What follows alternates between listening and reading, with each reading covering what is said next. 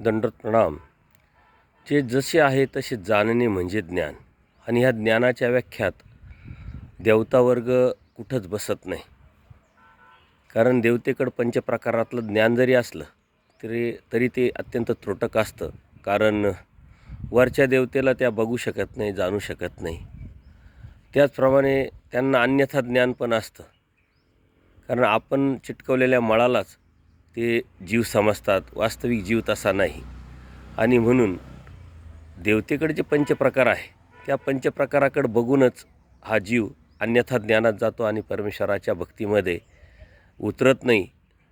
म्हणून जीव देवतेकडे असलेले जे पंचप्रकार ज्ञान, सुख, सामर्थ्य, ऐश्वर्य, प्रकाश हे आपण समजून घेणं हे अत्यंत गरजेचं आहे.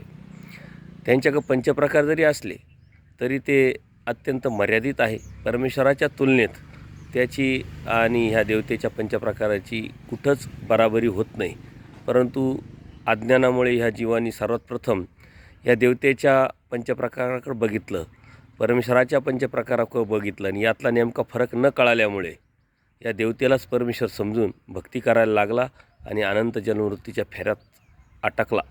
त्यातून बाहेर जर पडायचं असेल तर ह्या देवतेकडे असलेले जे पंचप्रकार आहे ते आपण समजून घेणं, त्या समजून घेऊन त्यातून बाहेर पडणं आणि अनन्यभावी परमेश्वराला शरण जाणं हेच आपल्या भक्तीचं मूळ तत्त्व आहे. आणि ते जर आपण स्वीकारलं तरच परमेश्वर प्राप्ती होईल. दंडवत प्रणाम. दंडवत प्रणाम.